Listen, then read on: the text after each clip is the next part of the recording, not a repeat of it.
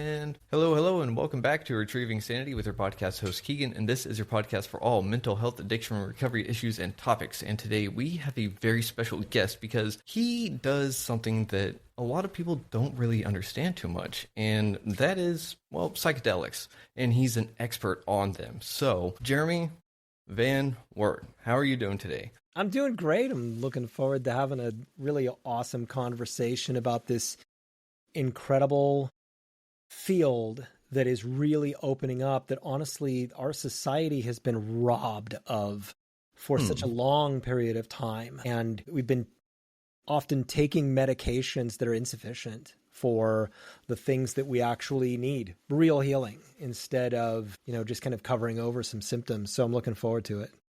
Sweet. Well, real quick, before we dive too far into like psychedelics and stuff, what is a psychedelic for someone that may not know what it is? Sure. It's, I guess the basic explanation of it is you being able to take a medicine that allows you to have a different experience of your consciousness, to walk outside of the normal, everyday thoughts that you have. So think of your day, the way that you think, as a highway that you travel every single day. And we know that highway, we know what exits we take. We fix our coffee in the morning. We fix our sandwich that we're going to have for lunch. We answer the emails. We have certain thoughts that we have, so-and-so at work kind of ticks me off. I think this thing about myself. I'm a failure. I'm too fat. I'm stupid, whatever it is.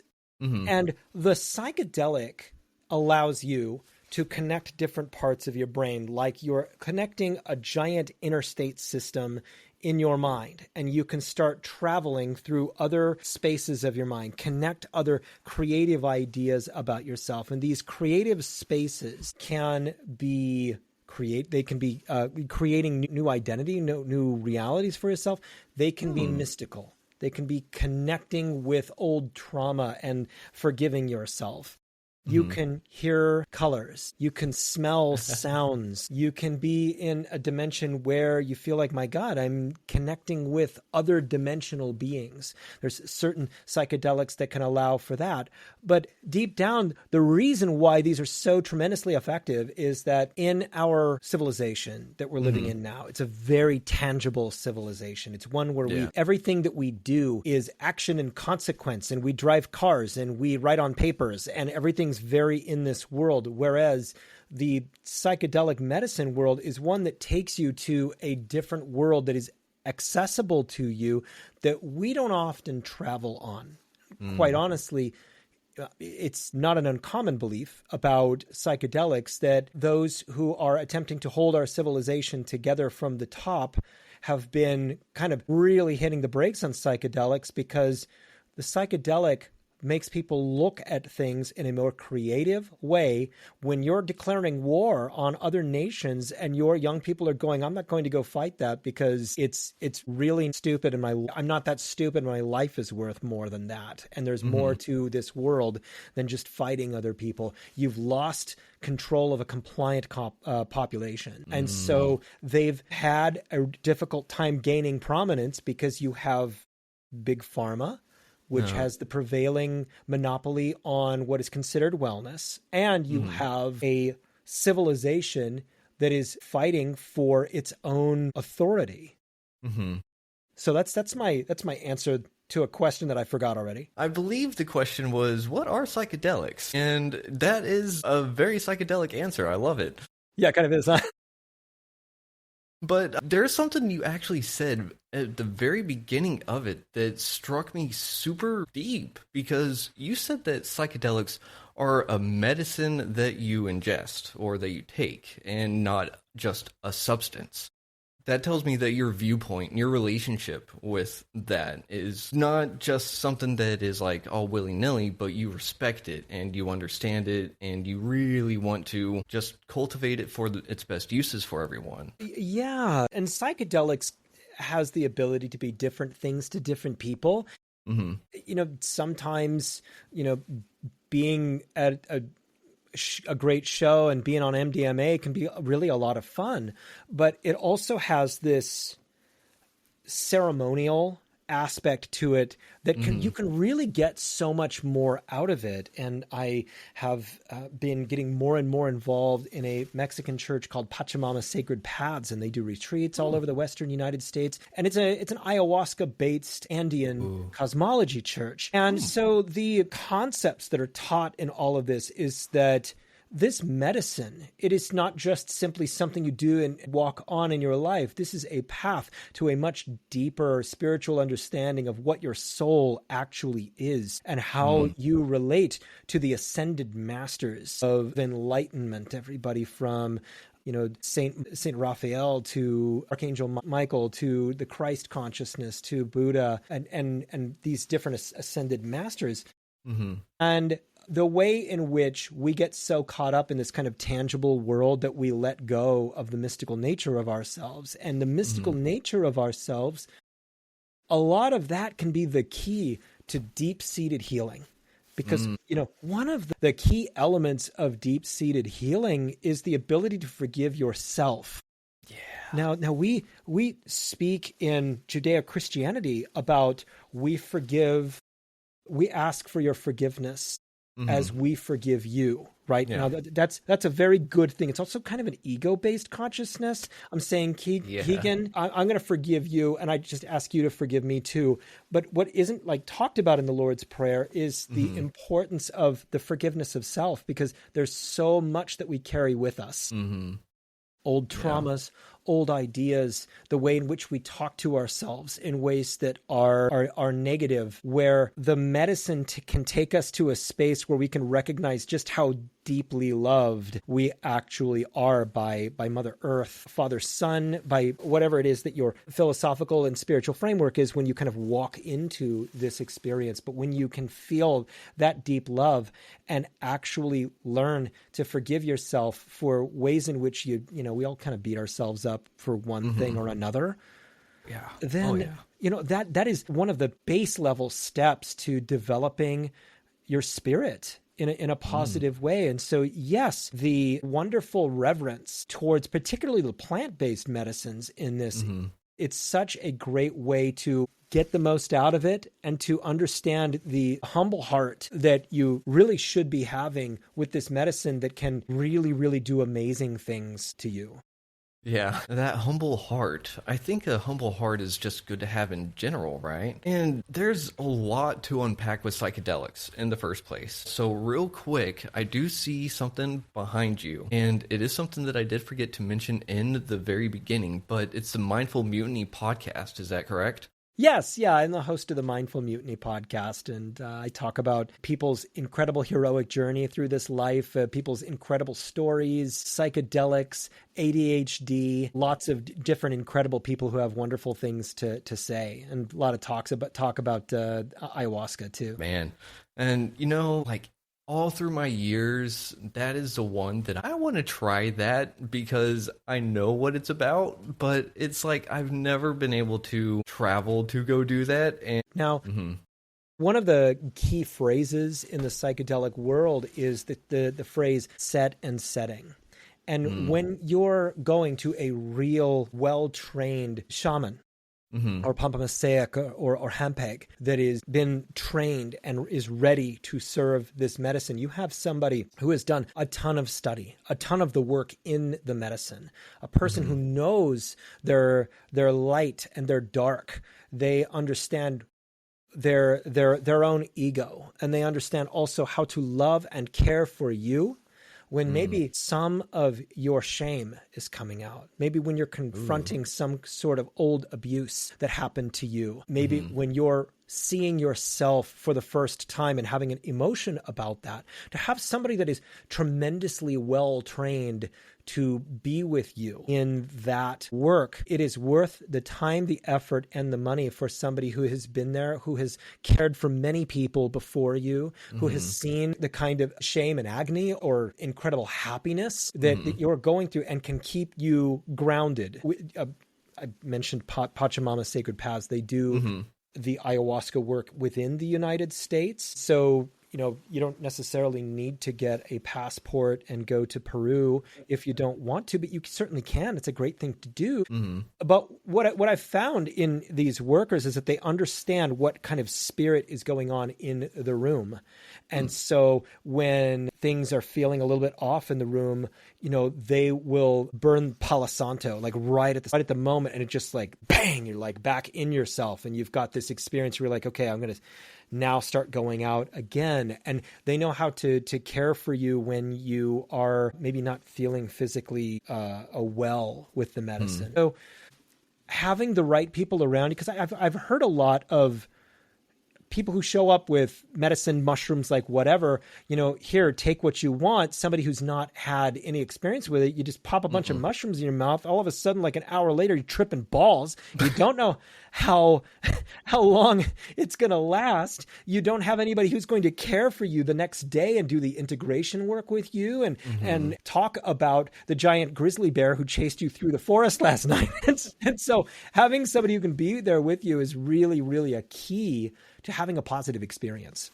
Yeah, for sure. And I know for my personal self, I've definitely had moments where it's like, the setting was definitely not good and made everything bad. But at the same time, I was in a younger state of mind. So it was just party, have fun, try to get out of myself. It wasn't like trying to find healing in that. But at the same time, in the moment, I could definitely tell that there was something going on, but there was something that was like, it just escaped me. But what you're saying right now is telling me that there are people that know all about trips, all about their inner selves and other people's inner selves and how it all kind of works and the nature, the natural world, the spirit world and everything else that's intertwined. And these people are able to say, hey, like, this is going to be more along the lines of where you need to go. But you were talking about the day after, someone to walk you through the integration. Yeah. But you also said something else about people not being able to just do a bunch of mushrooms and have no idea how it's going to affect them. And that's a lot of people's first experiences with psychedelics, right? Yes. And so that turns a lot of people off from it forever, but it feels like a disservice to that person, right? Because they should kind of want to try it again because there's so much beauty in it. Yes. Like, what do people need to do? Because, I mean, it's something that is available, it's natural. And so why shouldn't people be able to find inner healing through it? Yes. Number one, if you've had an experience that you really feel like, I don't know what the hell just happened in my life. I just saw this thing. It was glowing. It was chasing me. I still feel scared of it. You need integration. And I do that. You've had the experience, contact me. Go to mindfulmutiny.com. Have a consultation with me. I'd love to work with you on doing the integration that, maybe somebody handed you something at a party, you took it, and you're like, whoa, I need to process this. But I'll give you a good example. It's many years ago, at the beginning of my journey with this medicine, and I decided it was a great idea to just get a bunch of mushrooms and then just eat them. And then, of course, you're 40 minutes later, like, you feel something? No, I don't feel it. Let's eat more, right? And then all of a sudden, so I'm grieving every single thing in my life that ever went wrong. I'm going through like a box and a half of Kleenex, just crying my eyes out of everything that ever I was hurt by, and it was a wonderful cry and I needed it. But then it became really intense to the point where it was 1:03 in the afternoon. And I'm like, okay, you know what? I need to be sober now. I need to be okay. All right. So what do I do to be okay? I'm going to clean this kitchen. So I start cleaning the kitchen. I spend 20 minutes cleaning the kitchen. I look back up at the clock. It's still 1:03. And I'm like, I don't know. No time passed. And I'm looking at my hand and I'm going, am I dead? I think I might be dead. And then I turn on some music because music kind of grounds me. And it was, I like metal. Don't listen to metal. No.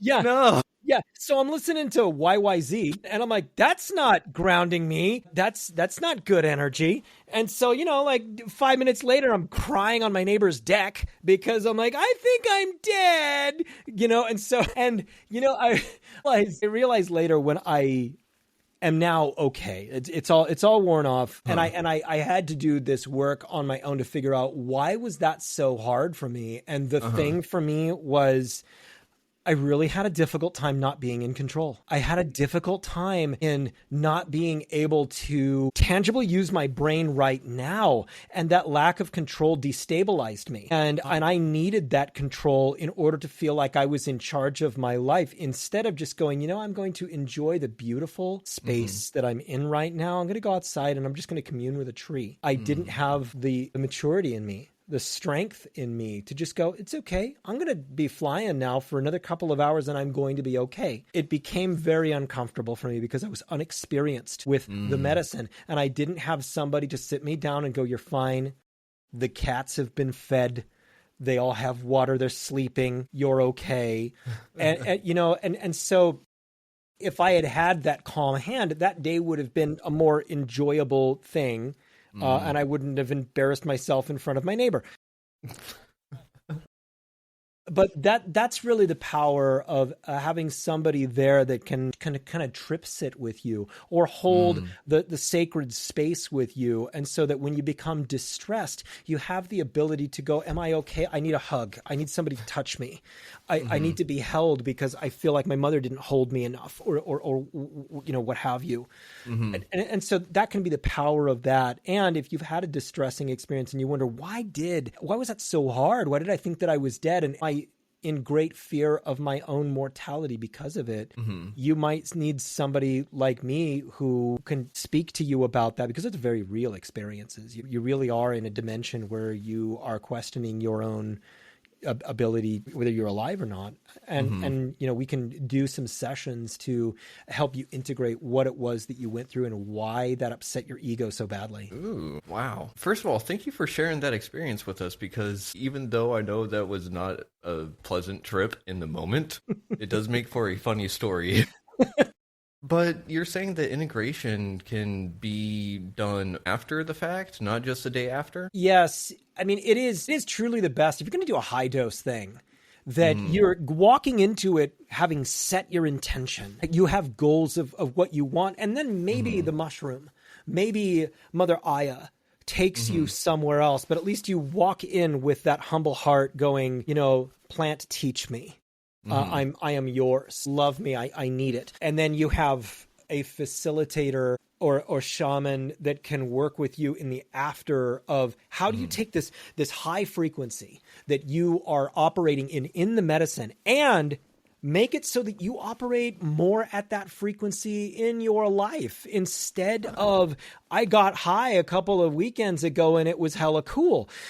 That you likely learned things in that you want to retain. How is your life different now? How does it change who it is that you are? And so it's not the best thing per se to not have a guide. You have a freak out experience and then you have to call somebody like me later because you don't know what the hell happened in your brain. It's not the worst thing in the world. We can work with that. It's best if you are in touch with somebody like me beforehand and we work with, you through it. But, I had a friend who just very recently went through a BUFO or 5-MeO-DMT experience. Oh, yes. Beautiful, beautiful medicine. And for those of you who don't know how this one works, it is one where you smoke the medicine through a pipe, you breathe it in, you hold it, and then you lay back. And by the time that your head hits the pillow, you might already be gone. And so somebody often holds you as you go back. And when you are gone,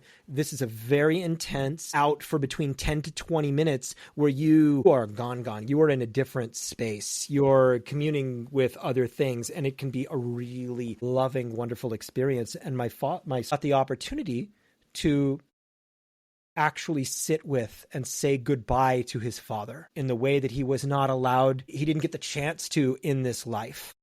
And he, so after this experience, he's sitting in the parking lot in his car, sending me like a 20-minute message talking about how his life is completely different now. He actually got a chance to sit with his father and say, "I love you, and I miss you so badly, and I can't wait to see you again."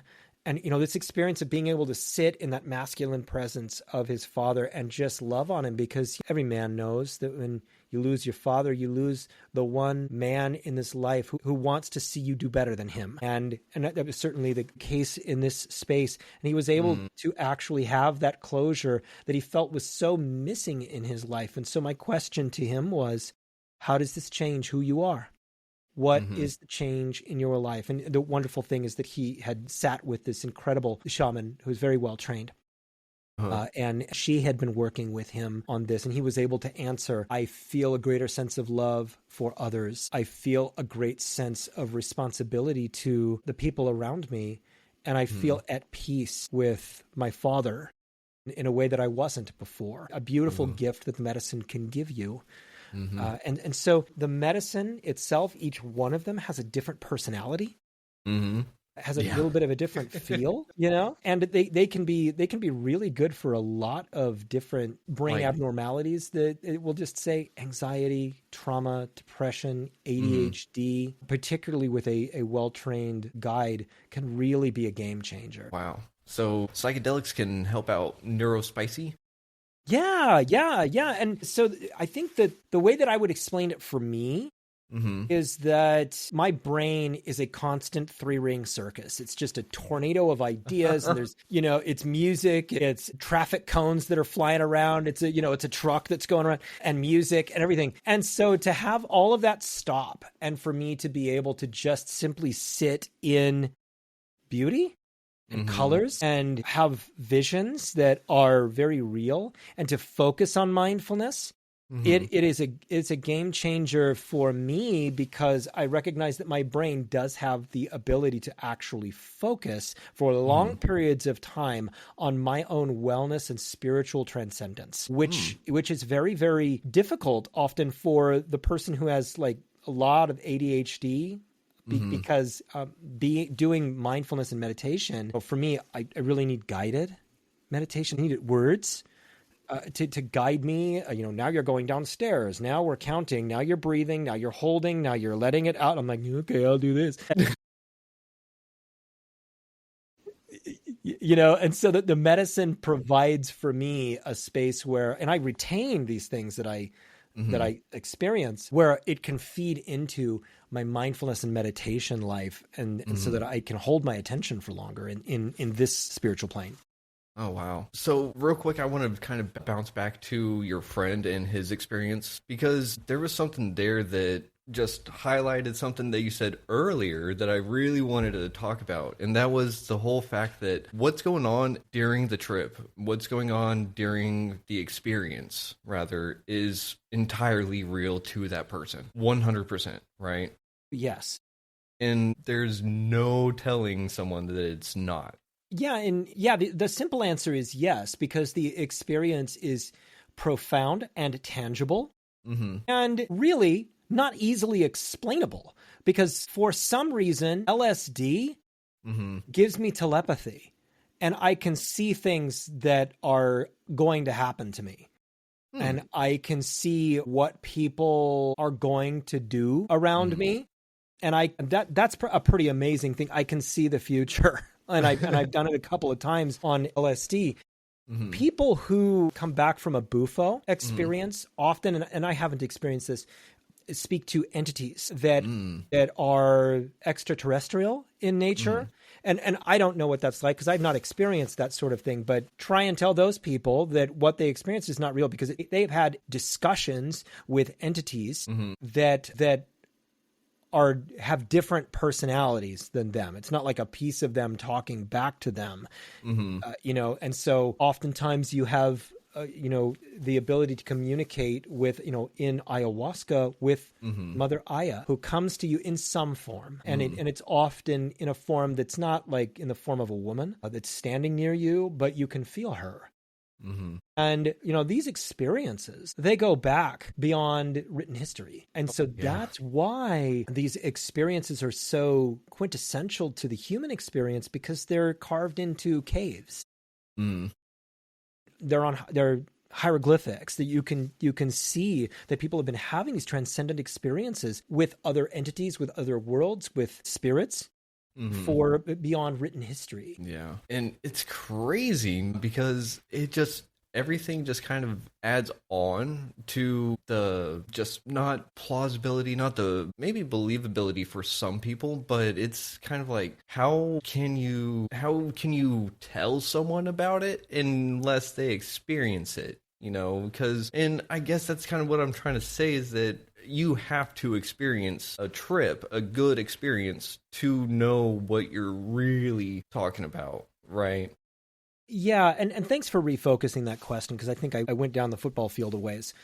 I think the spirit of that question is about, and I have this issue in my life where there are people in my life who don't understand what I do. And I'm talking about like family members. They don't really understand it. And maybe it's disturbing enough to them that they don't really want to understand it. I have people who are in my life who are relatively religious people that for them, this is really off the wall. Family members who, I've listened to my podcast, Mindful Mutiny, when I am doing interviews much like this one. Family members going, yeah, I listened to like the first 15 minutes, but I just couldn't even like really understand what it was that was being talked about. So I kind of turned it off. And that's okay. Not everybody's into everything. No. But there is a certain amount of conditioning and brainwashing, I guess, that there has been throughout the last century about what these medicines are. Certainly, like, I grew up in the Nancy Reagan era where we all had Dare shirts and we all had Just Say No hats and all of these kinds of things. And these sacred medicines were lumped in with methamphetamine and all sorts of things that are certainly by no means sacred medicines. Oh, no. And all kind of lumped into the same circle as bad. And so, yes, there's a certain discretion in understanding who is interested, who is freaked out by it, and who may have a certain essence of religiosity that precludes them from seeing this as a legitimate thing. And, it's okay. You kind of have to like monitor your own ego and register that, not everybody is a super fan. So, real quick question though, with the Mindful Mutiny podcast, are you actually trying to like help end the stigma on psychedelics? Because if that's not part of your goal, I think it really should be, because there's so much good that comes from them that it's silly that it can grow and it's quote unquote bad. Yeah, it is definitely, I'm just one little piece of sand in the universe that's trying to walk this forward. And there's very, very powerful forces that are working against this. And, in my view of this, these are very dark forces that are trying to work against it. These are forces of an elite class that has a certain amount of power and authority. And profit share and all of that sort of stuff. And they're able to influence the gatekeepers of the FDA. And, the FDA was within the last year, these fine established physicians that sit on the board at the FDA came out and said, well, there's just not enough study done on MDMA. We just don't know enough about it. The study is not rigorous and everything. And it turns out that the people who came to speak against MDMA to this panel of physicians, they were all paid actors to speak against it. Who paid them? You got to like follow the money on all that sort of stuff. But there's very dark forces that are working against this, that are often based in wanting people to remain unwell. And the answer to the end of the last study always is, well, we've got to do more studying on this. And so we've got big pharma, and their medicines are 100 years old. And you've got this plant-based medicine that is thousands upon thousands upon thousands of established years old that, are veterans, for God's sake. We put these young men and women in harm's way to fight wars that don't make any sense. And then when they come home, the VA is ill-equipped to provide the kind of ongoing care that these poor young people need. And so they're going to Mexico and Peru to do this medicine and finding great comfort in the medicine, in the incredible shaman who are able to help them with this. And the medicine that I am licensed in the United States to work with people on is ketamine. That is a federally legal substance that I, as a licensed clinician, am able to work with people on. I work with a clinic called Journey Clinical. Person gets evaluated. They prescribe the medicine from a pharmacy. It gets mailed to them. And then, I work with them individually with that medicine. And, the hope is that licensed clinicians will be able to work with MDMA, work with psilocybin, work with some of these other substances with the right amount of training. And in my estimation, I think it is critically important for those licensed clinicians who are walking into this space to just be drinking up as much information as there is about the mystical side of this, the ceremonial side of this. You need to know, what is a despacho? What is holding space? What is a chakra? How do you hold space for people who are going into a liminal space that your master's degree has not prepared you to deal with? So there's got to be a lot of study, a lot of in-person work. You have to do the medicine yourself. And there's a lot of clinicians that are going, wow, this is really amazing. My client has been stuck for so long, and now they're moving along because they've had, a MDMA experience, they've had a mushroom experience or a ketamine experience. Yeah. Wow. Okay, so you're actually able to work with people and actually, not diagnose, but you can actually sit there and do the integrations and everything like that. The first question that comes to mind with that is it only within the state that you're in? So my license for therapy is a California license.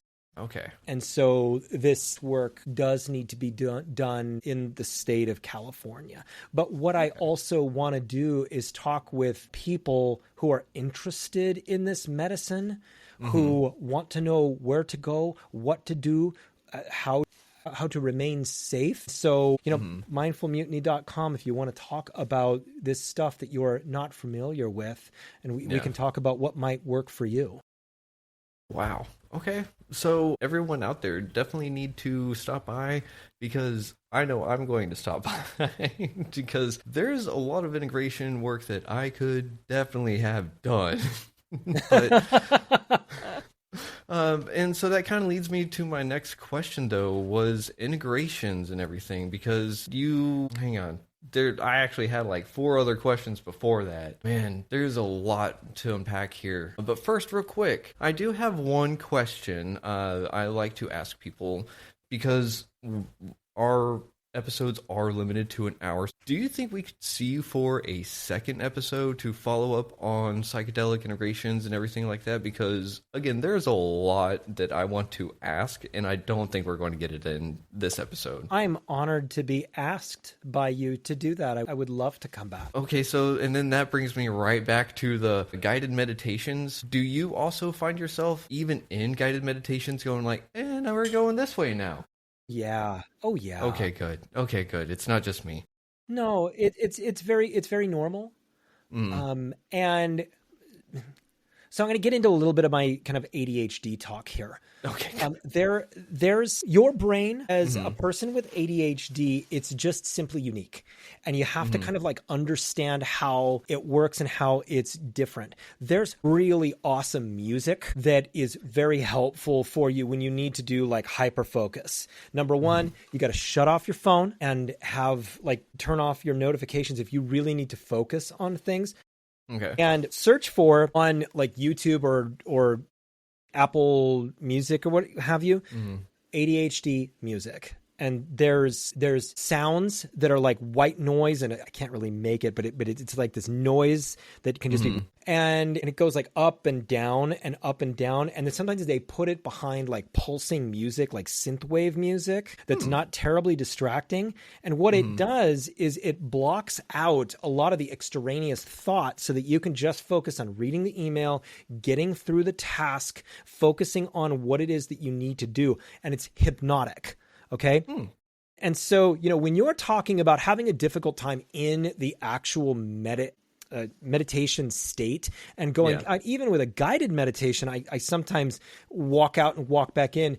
Again, that's self-forgiveness for you to just go, yeah, okay, I'm back now. It's okay. I don't have to be perfect. And learning what kind of music your brain is really stimulated by, and blocking out the distractions, the text alerts and stuff like that, so that you can actually get stuff done instead of just constantly being distracted by new stuff. Huh, that's really interesting. I'm going to have to look into some ADHD music myself. But that makes me ask the question, like, how much thought is sound and how much sound is thought? There's a question I've never been asked.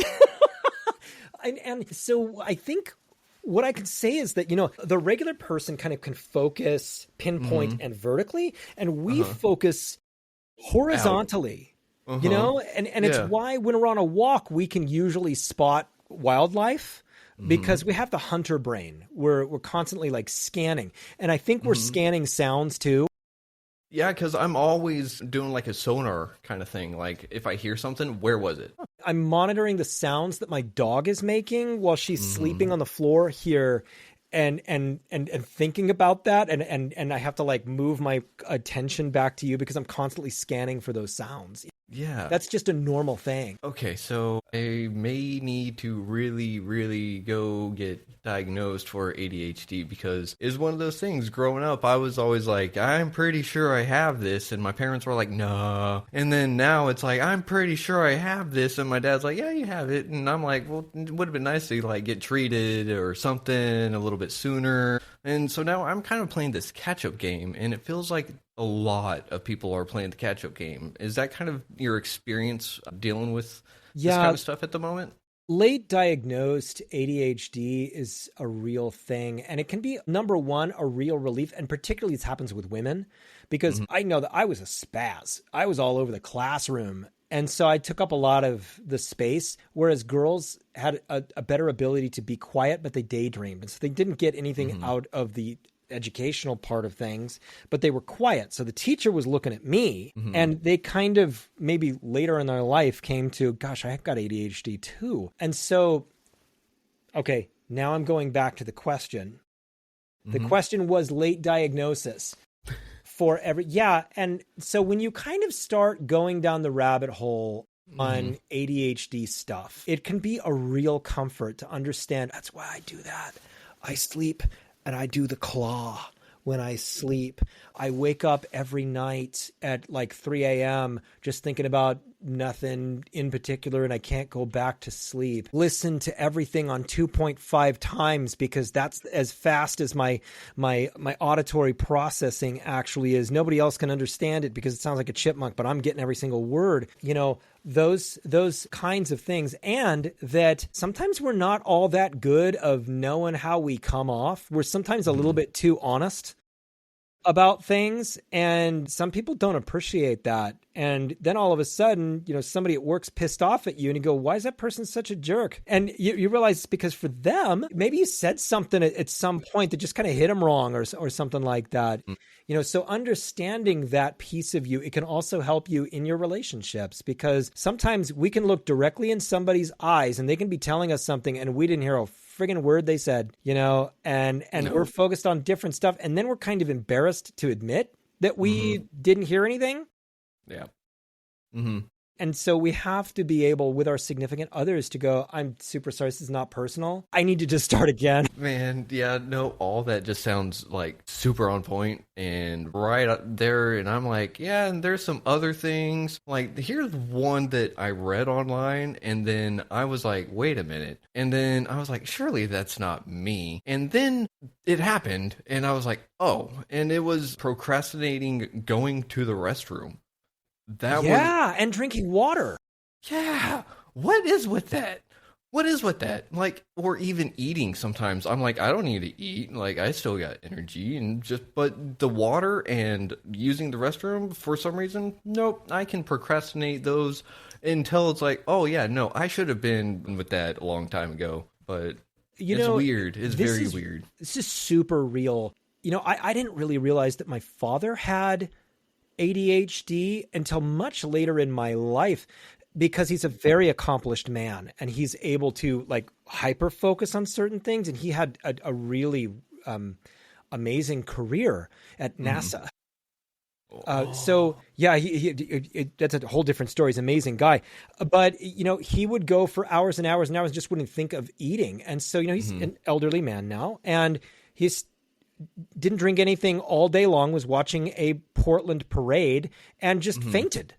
And when he was asked, when was the last time he had something to drink, he couldn't even remember, when he had anything to drink. It's just because we get so in our head thinking about things and checking our phone and we're looking at social media and watching brain rot, and we don't think about how much our body needs. And it's a little gross, but it's just the way, when you're going to the restroom, smell your pee. If it's stinky, you need to go drink, my friend. Look at the color. Yeah, look at the color. And for me, I drink like full meal replacement stuff in the morning. So I know what nutrients I'm getting. I got the banana and the blueberries, and it's the same thing every single morning.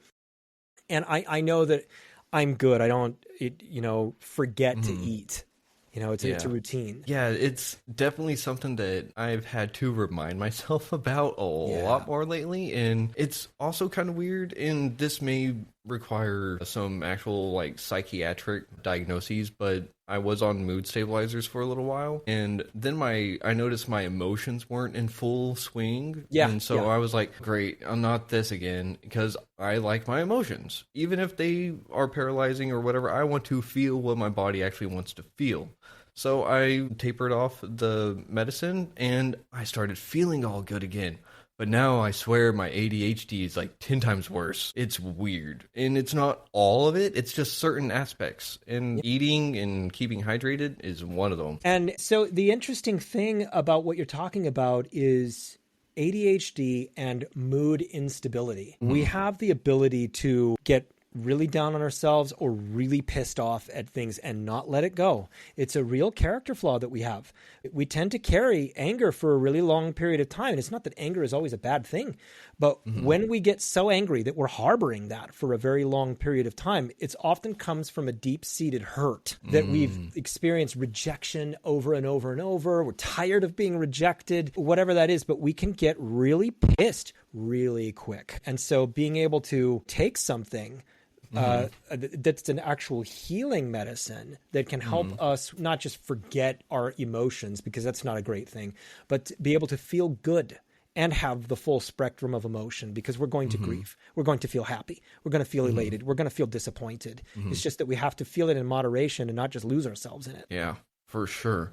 And so you're saying something that actually lines up with someone that I interviewed a couple months ago. And his name is Dr. Fred Moss. And he is really against big pharma. And he is a psychiatrist and everything. But he straight up told me that the medicine will sit there and take away things from myself, and I won't realize that they're going away. And whenever we had this conversation, I was like, I don't know. And I had already been on my mood stabilizers for about 2 years at that point. And I really started reflecting. And that's whenever I was like, my emotions aren't all the way tuned in anymore. They're numb. And so that's whenever I was like, okay, so I take that out of the equation. I'm feeling better. So now we got this weird thing going on. And now you pop up and it's plant medicine. And it's just something that I've always been an advocate for. And so now my question is, like, a lot of people like the whole idea of a pill because it can be one and done, or it's one a day or two a day. So whenever someone wants to do some psychedelic work, some inner healing, integrations, stuff like that, it's not just one and done, is it? No, obviously I'm going to tell people to consult a physician for, their health and everything like this. But also there's naturopaths and wonderful psychedelic specialists that can also help with understanding how much of what. Not all medicines are created equal.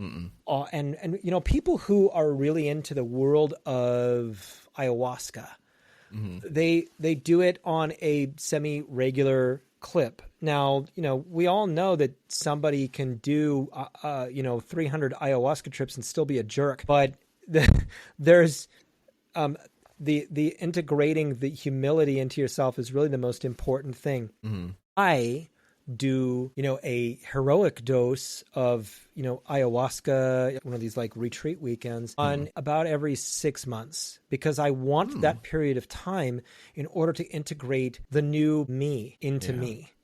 The last big message for myself was just simply to believe that I am all I need, not to keep trying to pretend to be some greater version of me, but just to sit in me, that I don't need to be anything more, it's enough for me to be me. I don't need any more initials behind my name. I don't need any more of that, to simply be the greatest me. Yeah.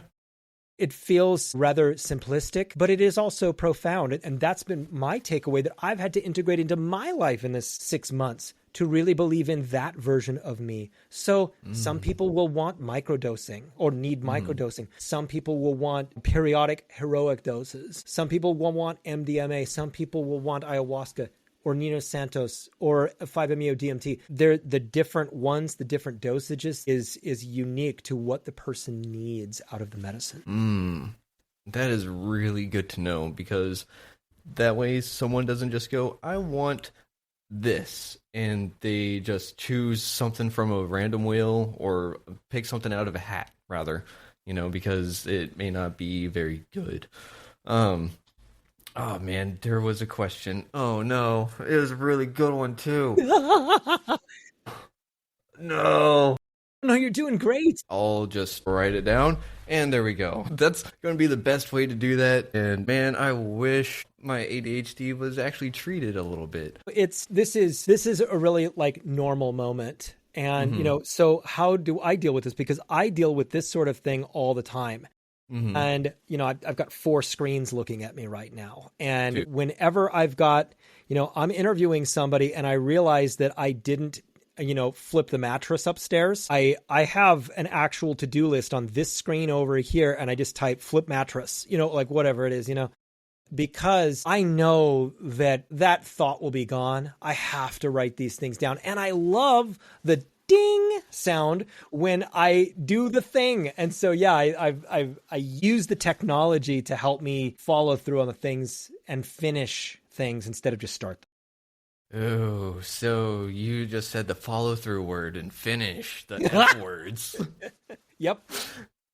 Don't say the F words. But that actually makes me ask one more question before we get to the last little bit of the show, because I just looked at the time and I'm like, holy crap, this is going to suck to edit, because I have to keep it within a certain time frame. Because we actually have a new little thing we're going to try on Retrieving Sanity, and it's a little bit of a game segment. So for our first game, here we go. Keep in mind, this is really, really rough. Retrieving Sanity presents Mental Health Mythbusters, Psychedelic Edition. So, Jeremy, I'm going to hit you with some spicy statements. And why don't you tell me if they're truth or myth, and why? Possibly. 1. Anyone can be their own guide with enough intention. Myth. I would say after a certain period of time, when you become familiar with the medicines, then perhaps you're on a better footing. However, it's always a good idea to have somebody there with you in case you start to become distressed. So perfect. Love it. 2, you shouldn't use psychedelics if you've experienced trauma. False. You should use psychedelics if it's right. There's a lot of different, it's not a black or white. Psychedelics can do an amazing thing with your brain in classifying the trauma and helping you put meaning on it, get over it, self-forgiveness, and it can do amazing things for people who are having a very difficult time dealing with old or new trauma. I love that one too. Number 3, all plant medicine is safe because it is natural. I'm going to have to go with myth on that one, because dosage is important, knowledge of the medicine is important, understanding toxicity levels and what medicine you're on right now. If you're on an SSRI, it may be counterindicated to do some various forms of plant-based medicine. So I would say talk to experts. Perfect. Number 4, integration is where the real healing happens. Oh, absolute truth with this one. The medicine does a million wonderful things, but afterwards is when you really hit the rubber on the road and you integrate that high frequency into your life so that it was something that you can get the greatest amount of benefit from.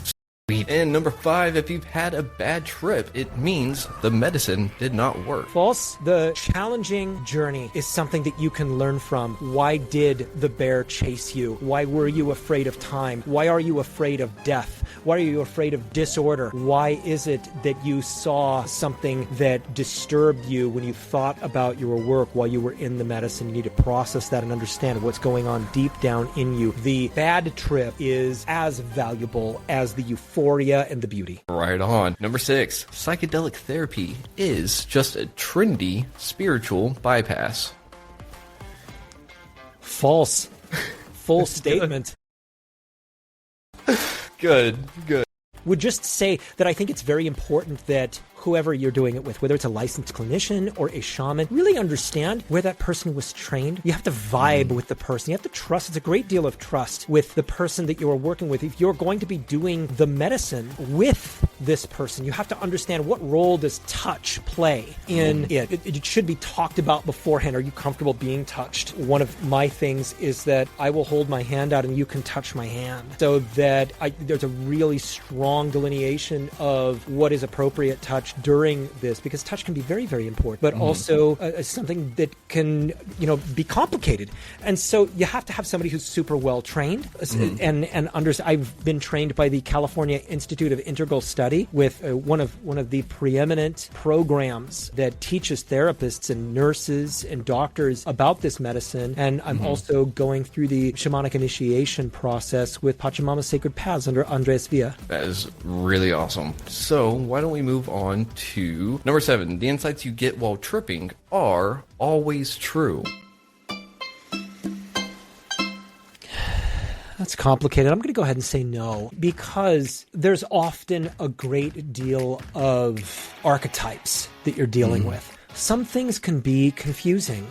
Some things can... I've misinterpreted things when I've been... I told you that I could I have this telepathy when I'm in LSD. Yep. I misinterpreted somebody who I knew very well, who I thought who was a terrifying beast in this space. Okay? And my interpretation was, wow, this person is a terrifying beast because this person is there to defend me if I ever get in trouble. That person betrayed me. In real life, very badly. And I realized, wow, I saw the terrifying beast and I dismissed it. I thought that was there to defend me. That person was there to tear me apart, which is what happened. This is what this person did. And so you can misinterpret very easily things that you see, but then later on when you experience your life, you go, oh, that meant that instead of that. And so you have to be careful to be too sure of yourself.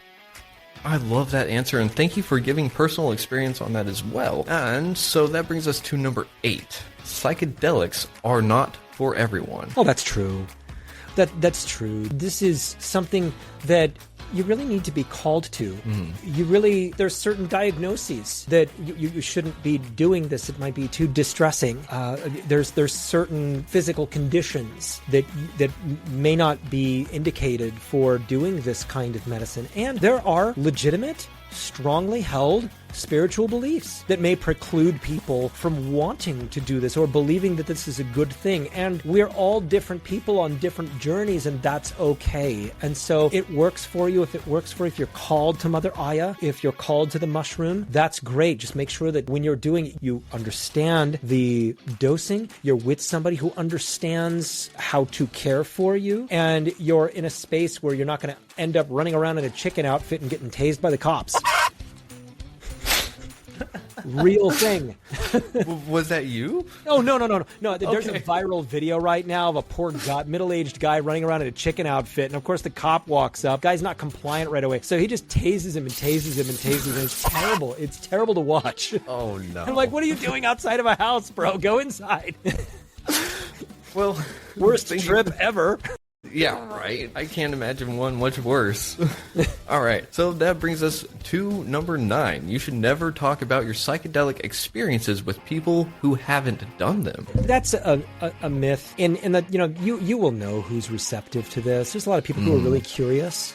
There's some people who find it disturbing and still have like a notion that this medicine is deteriorating your brain. And it may be, you just have to know your audience. It might be disturbing and unhelpful to some people, but other people may find it really informative. And you'll know, I know that when I'm somewhere and I mention that I'm a psychedelic specialist, that people immediately, they want to ask me questions about it. They want to know about it. And so there's a lot of interest out there, but not everybody's the same. I love that. Thank you very much for that. That brings us to number 10. Psychedelic experiences can bring repressed memories or emotions to the surface. Well, this is true. I'm going to go with the repressed emotions. Remember when I was talking about grieving everything that had happened to me? That was a deeply meaningful moment for me. Grieving not only terrible things that I've had to endure, because we all have our darkness that we carry with us. Yeah. And to actually, instead of just repressing those feelings, to actually grieve them, it was really a beautiful thing. And I had somebody who was there who was going, "Are you okay? Are you okay?" And I was okay. I could feel that I needed to cry that out. I needed to grieve the loss, the fear, the self-doubt, and all of these things. And the ability to do that sort of thing in an enriching environment where you can feel safe. It is a beautiful gift from the earth to grow plants that can help us heal in the way that these plants help us heal. Awesome. I love that one very much. Okay, so that was number 10. I've got 5 left. Let's try to do these last 5 with just myth or truth. Okay. All right, so super lightning round. Ready? Yep. All right. Psychedelics cure trauma in one trip. False. Number 12. Once you've done psychedelics, traditional therapy becomes unnecessary. False. Number 13. Integration is just about journaling your trip afterward. False. Alrighty. And number 14. Not all psychedelics are suited for trauma work.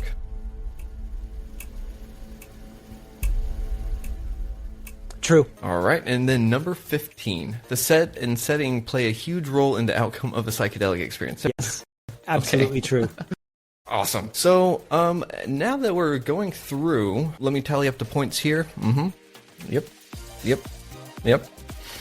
15 out of 15. Jeremy, I think that you get to get the Retrieving Sanity honorary title of the psychedelic expert of recovery. Thank you. Yes. We're actually going to come up with a better title because that was just the first thing that popped off my head because it was like, all right, that's a title. It works. So whenever you're back on the show, we're going to have a nice little banner for you and it's just going to actually say the title. I don't know what the actual title will be.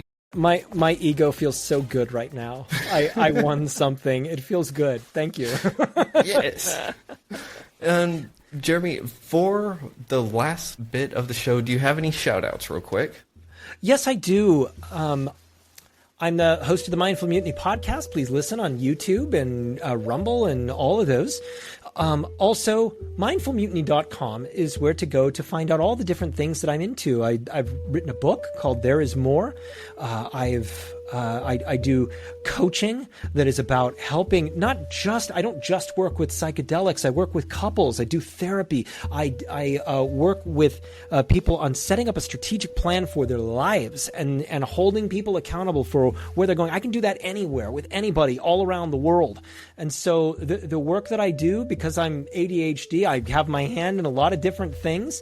And I have a lot of experience in kind of the spirit world. I also work myself from being a lobby security guard to a CEO in my corporate career. And so I want to work with people who are working to become a better version of themselves. I'd like to talk to you. Awesome. I thank you for all of it. It's been an absolute pleasure. I'm looking forward to having you on again. But Jeremy, for the last question, the name of this podcast is Retrieving Sanity, and we all explore how the facets of living impact our mental health. Looking at the incredible motley adventures of your life, what does retrieving sanity personally mean to you today, and what is one practice or perspective you believe is crucial for anyone on their journey? I define mental health as looking and living in reality, in the way that reality truly is. When we're trying to avoid reality, that's when we start running into problems. Now, the easiest way that we can look at this is that we are holding on to toxic things. And these are everything from garbage in your kitchen to bad friends, to bad colleagues that we interact with too much. We need to take out the trash in our lives, and we need to bring in light. We are the sum of ambitions of the top 5 people that we have in our lives. So who are the top 5 people in your life? Do they love you for you? Do they promote you? Are they happy when you have a success? If you got $10 million, would they be happy for you, or would they envy you? You ask yourself these questions, take out all of the toxicity in your life and replace it with beautiful things, and watch what happens. I think that is some very sound and really expert advice. So, Jeremy, I thank you very much for all of your insights, your perspectives, your experiences, everything that you've provided on the podcast this evening. It's been an absolute pleasure. I'm looking forward to having you on again. And one last time for everyone out there, where can they find your website? Mindful Mutiny? Mindfulmutiny.com. Awesome. Everyone out there, don't forget, love yourself. Love the person next to you if you can. Jeremy, thank you very much for being on the show. Everyone, thank you for listening on WDJY 99.1 FM.